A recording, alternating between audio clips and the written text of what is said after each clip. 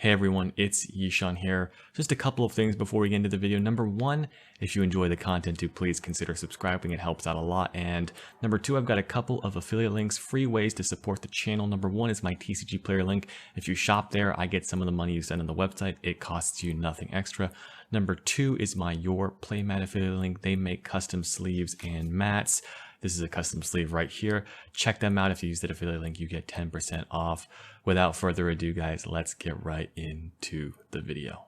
By popular request, a lot of people have been asking for the Golden Castle version of a Gren Maju deck, and I thought I'd bring it to you guys. And I actually thought that this deck would be worse than it is, but I've been testing it recently, and it's actually pretty good. Sort of better than I thought. It actually has some pretty good matchups. This format. This is going to be a pretty in-depth deck profile, so I'm going to talk a lot about some different choices you could possibly make.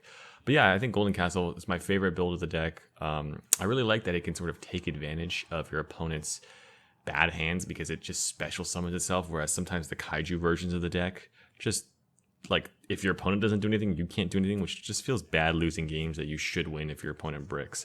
But let's just get started in the deck. So we still play 3 Gren Maju. This is actually an interesting card in the deck because a lot of times you're not summoning on the first turn because you have a lot of castles, you're normaling that, but it's pretty good. You can just, it's like a lot of times it's your turn 2 finisher, so you use the castle to break your opponent's board, and then this guy just comes down turn 2. My favorite card in the game, and then 3 Eater of Millions. Actually very, very nice, this format. So if this card's good, then it helps a lot because it makes Gren Maju a lot more effective. And we've got 3 Gizmek.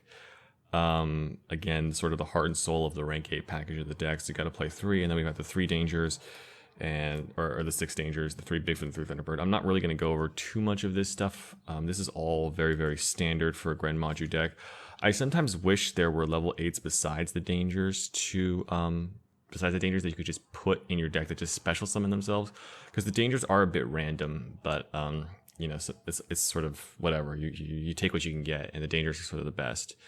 And then we've got 3 Alpha, which is just super good in any rank 8 style Gren Maju deck. And then I also played 3 Gamma Seal. Now, I actually don't think this is extremely necessary. It's sort of a decision on what you want to play.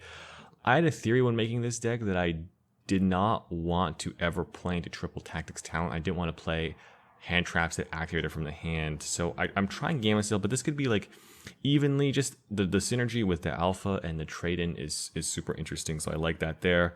And the 1 Pankratops just because it's really, really good. So there's that. That is sort of pretty standard. The Gamma Seal, it's flexible, but I just sort of like it. You could play a different card though. Just Kaiju seem to be pretty powerful in this format. And then I'm playing the 2 Hextrude, which is pretty standard with your castle builds, and then the 2 Glyph and the triple Golden Castle of Stromberg for the monsters. Now, before I round off the monsters, first I'm playing the 5 Golden Castles and the 2 Hextrudes because mathematically speaking, if you want to open exactly 1 of a card, then you want to play 5 of it. It's the highest chance to open exactly 1. That's just how the math checks out. I can actually, there's a video link in the description if you want to look at the math behind all of that, and I sort of explain why that's the case. But you can just take my word for it that 5 is the optimal number if you want to draw exactly 1. Now, a lot of times in this deck, you don't actually always want to draw exactly 1, and the reason for that is because you're dangers, right? And so you'll notice that there's no Dimension Shifter in the main deck.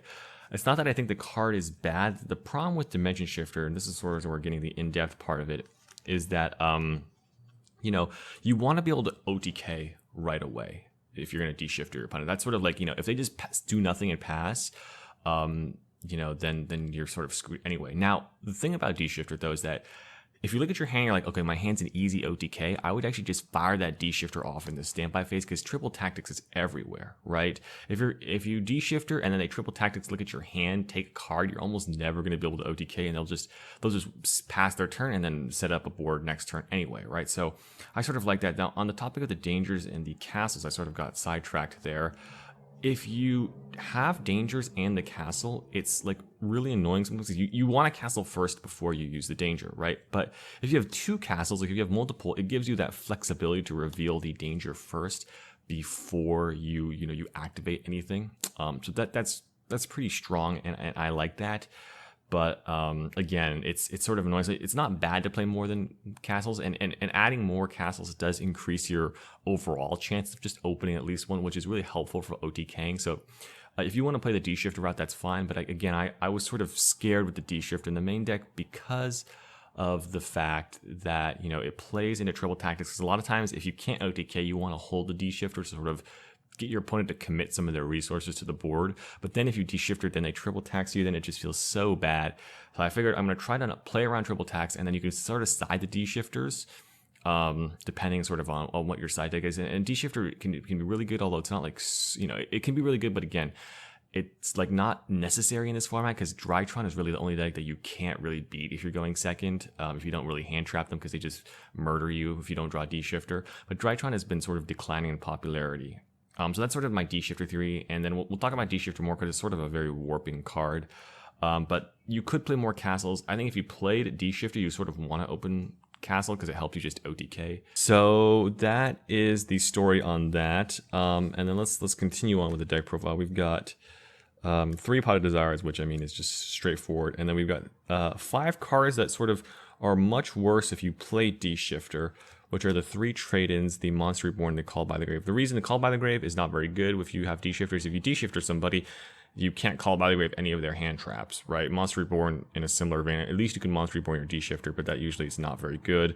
And then the 3 trade-ins, the problem is if you trade in and all the cards in your deck are live, that's a good thing. If you trade in and you have a bunch of D-Shifters in your deck, you just have 3 bricks in your deck when you trade in, which really sucks.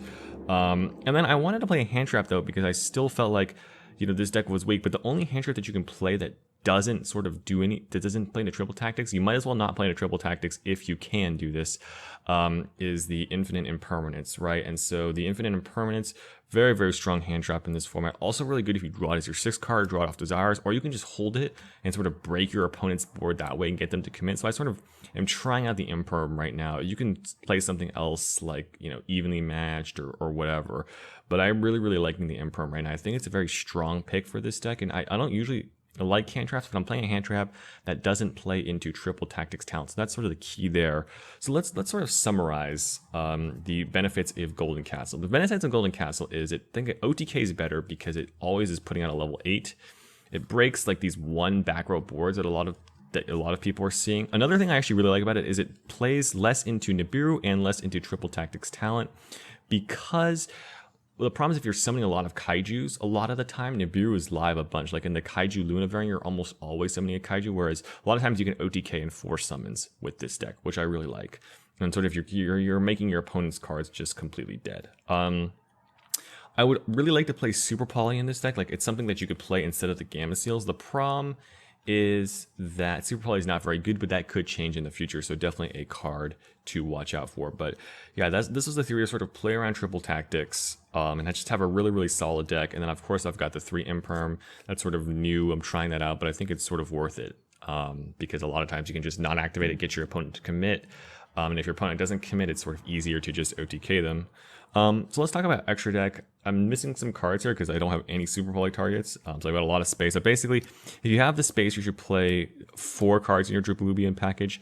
I am just playing an extra, I don't know what actually this card is. I think it's called Heart Earth Dragon. But basically, it's usually just another material for your Drupolubian, so you can use it twice in duel, but also it has some sort of edge cases where it's good against like backward decks because it just banishes everything that your opponent does. So if your opponent's playing like a set 5 and they make you go first, you just summon this guy and just sort of win. And then we've got bigger like a sort of Zeus package. We've got Dingirsu and Lancelot, which are both pretty good.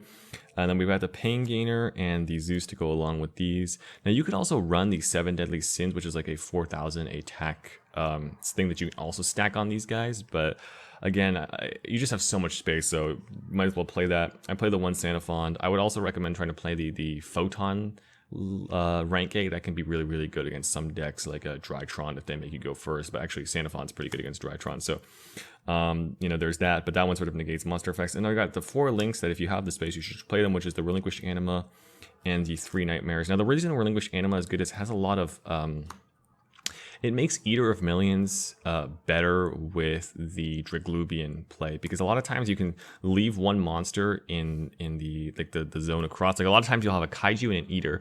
If you can do a Kaiju and an Eater, and you can make the Draglubian play, then the Eater is useless because it can't attack, but at least sometimes you can turn this Eater into a Kaiju. This actually comes up more often than into a relinquish animal to take the monster that's sitting here and then be able to just get one attack for 9,000. So I do think that card is worth it. But there's a lot of things you could play, honestly. I see some people play IP Masquerena. I've never had that card come up. There's the BLS link as well. So there's a lot of things you could play. But that is that. Obviously, if you want to play Super Poly, you just cut all the stuff that doesn't come up as much. But again, we have the space, so we might as well play it. And then the side deck, probably the best side deck card right now is Triple Twin Twisters, and this is no different for this deck. And then I'm trying something new here. I'm playing double TC Boo and double Summon Limit, and instead of having the 3 of these as my floodgates going first, I'm trying the Dimensional Fissure and Macro Cosmos plan, which is just super strong, because the difference between these and D-Shifters, if your opponent can go first, like the D-Shifter, they can't just pass, like this is not going to wear off next turn. So I think that's really good. I just think you can sometimes squeeze in an extra side deck card, because a lot of times one of these will be good against the matchup, and then these two will both be good. If not, it'll just be Macrocosmos, but still, you're still just going to side in 3 anyway, so I figure you're getting a little extra value, and these seem to be very, very good right now, so I'm liking that. I like how you can protect them with the Ding or a Hope Harbinger going first. And then we've got a D-Shifter in the side. Now, you don't have to side this card. The rest of these cards are sort of like optional. I really would like to side Triple Tactics Talent. I just don't have that card. But Triple Tactics, like siding it, seems to make a lot of sense with this deck. Phantasme also makes a lot of sense with this deck, because it's really, really good in the castle version to help fix your hand, draw the castle if you need it, put back extra castles or Hextrudes if you don't. And then, of course, you can always play the Duster. So those are sort of side deck ideas. Again, I think Dimension Shifter would be really nice if there was just like one more level 8 that just guaranteed specialed itself. Because then, when you draw D-Shifter, like it's super easy to OTK. You look at your hand like, okay, I can OTK with this hand. I'm just going to stand by phase D-Shifter. The problem, of course, that also plays into Gamma. But so D-Shifter is a very strange card. It can be really, really good and really, really bad. But that is sort of it for this deck profile, guys. So Golden Castle, a lot more interesting than I thought. Again, it's playing around Nibiru. It's really good against these mid-range decks that are setting like one back row a lot of the time. Much better against your opponent just passing. So there are a lot of benefits to be had with the Golden Castle, and it's a boatload of fun. So I hope you guys enjoyed the deck profile. It was pretty fun to make. I can definitely have to try this out at a local level and see sort of what is going on with the deck.